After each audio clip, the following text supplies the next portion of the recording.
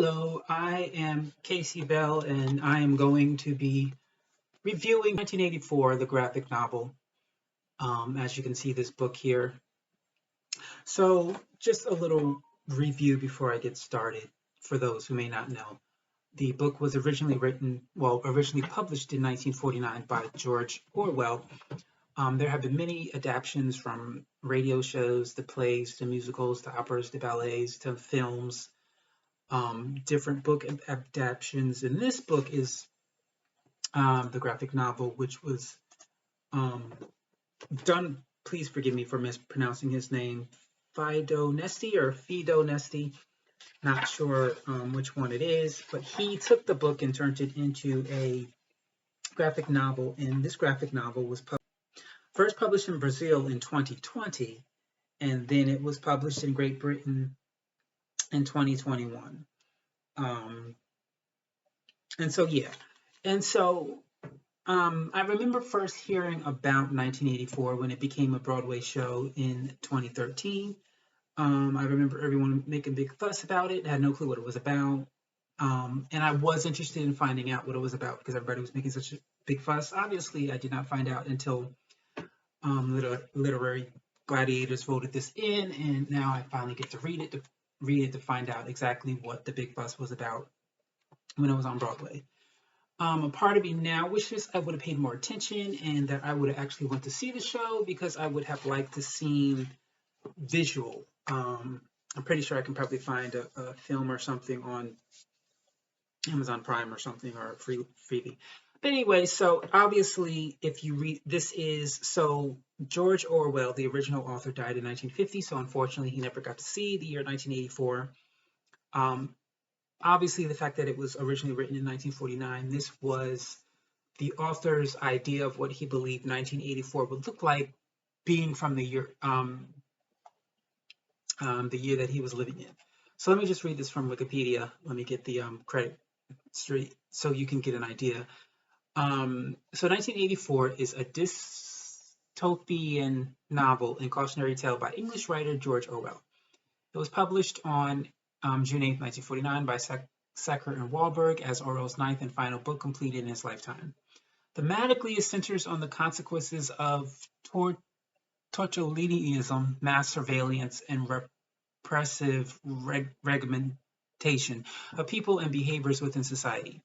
Orwell, a democratic socialist, modeled the authoritarian state in the novel of the Soviet Union and in the era of Stalinism and Nazi Germany. More broadly, the novel examines the role of truth and facts within societies and the ways in which they can be manipulated. So obviously, when this book came out, it was banned in many places.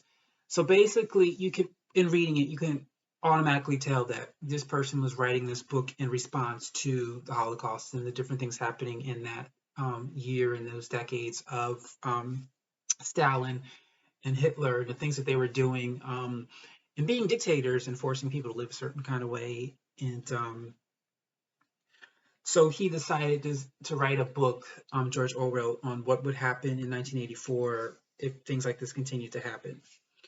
So in my opinion, the book is somewhat true and somewhat false in the sense that many of the things that are mentioned in the book obviously does not happen in 1984.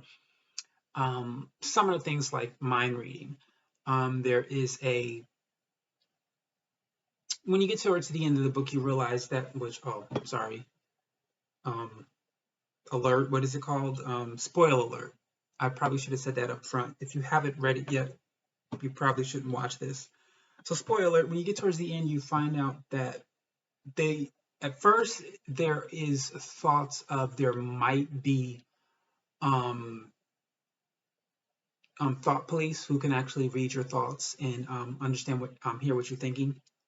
Towards the end, you find out that it's true that there are people who can read your thoughts, and that if you say anything against the powers that might be, you get in trouble. So I'm not going to go into details of what happens. The sad thing about it is true, because in the book, they do change the form of, they change history, they rewrite history. If anything was said by the powers that be and then years later it became false, there were workers who would rewrite history and then burn the actual history so that there was no evidence of the powers that be ever being wrong. Which it happens today. If you know anything about the public school system in the United States of America, they do rewrite history. They hire people to create textbooks with false information about America's history. If you've never taken the time to actually go to the library and study actual history, you won't know that. So unfortunately, that is true. That has happened in this country anyways. I don't know about the rest of the world, but in the United States of America, they have rewritten history. It's just, so there's certain things that happen, like in the book, where the powers that be, they want to turn sex into procreation purposes only, meaning they were finding ways to get rid of the orgasm or the feeling of orgasm, so people don't feel good when they have sex. The only purpose of sex is for procreation purposes only, not for pleasure. And if you should think against them, they take you to this place where their goal is to get you to love them and to not think against them, and to betray those you love in order to love the powers that may be. It was very tough book to read, both literally and figuratively. Figuratively, it was just depressing. The whole book was just depressing. There was just depressing, is all I can say. For me, it was just a very depressing read. Literally, I should probably show you.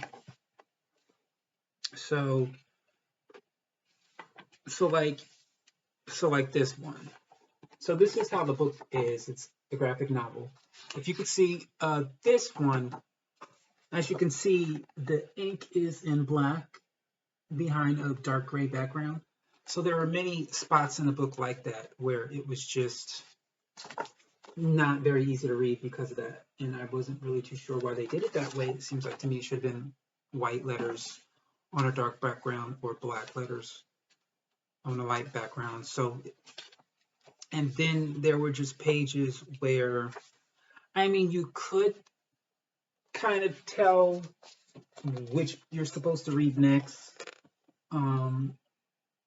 But all in all, it wasn't an easy read all the way through. Most of it was, some of it wasn't all that easy to read. And then it was just depressing. There were parts where you thought maybe things would get better at the end of the day. The end of the book, it doesn't end well.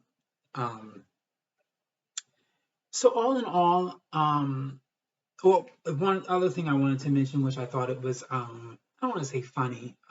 You can tell it was written in 1949 because the writer obviously doesn't know what would happen in 1984, and he didn't have a mindset of guessing, kind of like the Jetsons. You know, it wasn't, the person who wrote the Jetsons was pretending to think what he believed would happen in the future.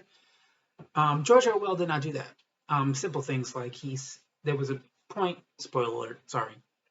So there was a point in the book where he mentions he saw a woman washing laundry outdoors, and she was hanging the laundry up. So there was no, what do you call it, washing machines, obviously back in 1949.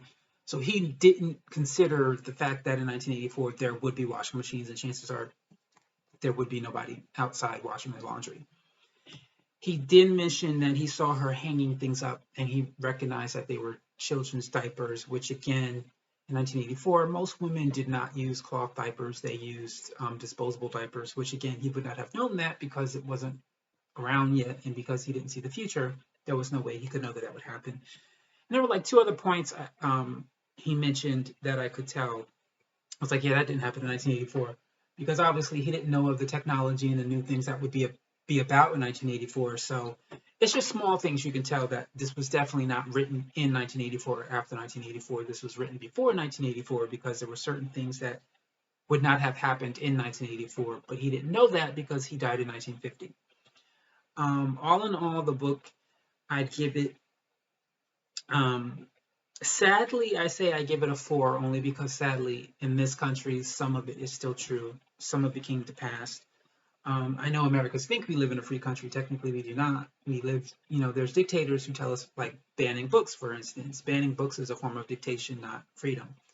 And so, unfortunately, um, we live in a society, not as bad as in the book, but we still live in a society where you're dictated, and when you don't comply to what the dictators, the powers that be, agree with, you're criticized for not agreeing with the rest of the crowd.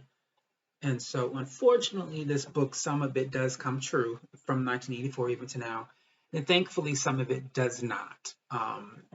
Like I said, when you get to the end of the book, that's the parts that thankfully has not happened. At least I don't know. Maybe it does. Maybe I just haven't witnessed it and it's in secret. That I don't know. Fortunately, I'm hoping, fortunately, what happens towards the end of the book does not happen. What I will say towards the end of the book, so the main character ends up, because he's living in a world where, the, how do I say, there's basically the people who are for, let's just for lack of a better, for Hitler. So they're like the Nazis. And if you are against it, it's hard to find out who else is against it, and you don't want to say it publicly, because if you're around someone who's for it, you can definitely be killed for not agreeing with everyone else. So you really don't, you keep it to yourself. And he ends up finding someone who he believes is against it with him, and they're planning to find a way to overthrow the powers that may be, aka the Hitler, the Stalin type people. And so this guy gives him this book to help him do this, and you get to read the book in the book. I chose not to read it because it was boring. No offense. I started reading it, and when I saw how many pages it was just boring. It wasn't. That's the other thing about this book. It's not all that clear, because the writer of the book, in this year, the language changes. So he uses that language, and it's not clear. So when you're reading this book within the book, it's not clear. And it's just boring, in my opinion. I'm not saying it's boring for everyone else who read it. So I skipped that section, and I said I'm going to continue reading, and if I need to go back, I'll go back. I technically didn't really need to go back to read that book within the book. It just, and it's not the whole book anyways. He only reads parts of it, so you only get to read the parts that the main character reads. Unfortunately, spoiler alert, I'll give you some time to stop watching. So, unfortunately, the guy who gave him the book, excuse me, is actually not against the Hitlers, and he is the Hitler. And he catches the main character, and he basically puts him like in this prison and forces him to believe in the powers that may be. And what's strange, though, spoiler alert, spoiler alert, spoiler alert, spoiler alert. What I was confused, what I didn't understand, what I missed, maybe I missed it, I don't know how. It seems like the main character gets shot in the back of the head 3 times, and yet at the end of the book, he's not dead. So that part I didn't understand, and I didn't get, was that just them saying that's what would have happened to him if he didn't comply, and because he did comply, he didn't actually get shot? But it seems like he gets shot 3 times in the back of the head at 3 different times towards the end, but yet in the end he doesn't die. He ends up complying to the Hitler, Stalin, the powers that may be, and loving what he originally hated towards the beginning of the book. In reading it, you can completely understand why it was banned back then. And I mean, would it be banned today? Probably. Should it? No, because it gives a lesson of the freedom and what freedom really is, and we really don't have freedom as the definition in the dictionary describes freedom in this country. There are people, powers that may be, who dictate what we can and can't do. And I understand laws: do not kill, do not rape. Understood. But there are certain things which I won't discuss because I know I'll offend many people that are under the definition of dictatorship in this country, and it does not mean give us the freedom that everyone says we have. Again, when you read the book, the dictatorship that's in this country is not as bad as it is in the book. And thankfully, hopefully, as of now, no one can read our thoughts and our minds. So that's one good thing about it. But yeah, so I give it a 4. It was depressing. It was challenging to read at times. Like I said, literally the way it was written and the way it was designed, it wasn't always easy to read it. It is thick and it seems thick. I will say there's certain parts of the book where you're bored and you're like, and then there's certain parts that are interesting where, like I said, you think things are going to get better, and it makes it easier to read and you read it faster. So even though it does seem thick, there are certain books that you end up reading much faster, and it goes by much faster.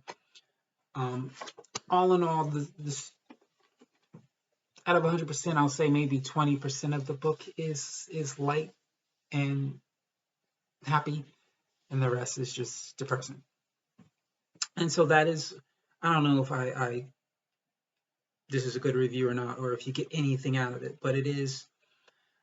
If you ever get the chance to see a film or a movie, or in your neighborhood they're doing the play or the musical or the opera or the ballet or whatever, I would definitely say check out 1984 in every form that exists. I definitely am going to start looking for other forms of 1984 because this was a little bit challenging to read, and I would like to see other people's artists' take on it, whether they're an author, whether they're a filmmaker, different people's take on 1984.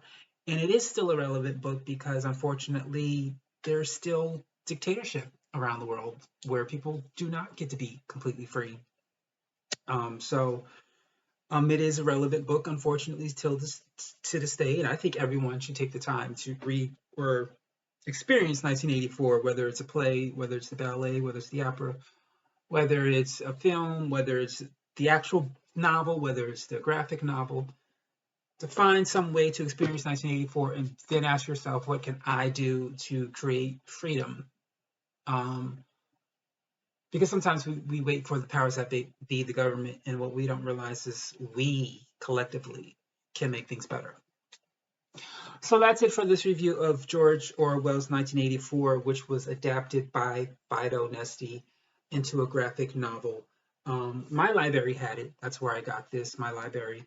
So if you don't want to buy the book, see if your library has it. And if you enjoyed it, then you can buy it. That's it for now. Thank you for watching. Have a great day.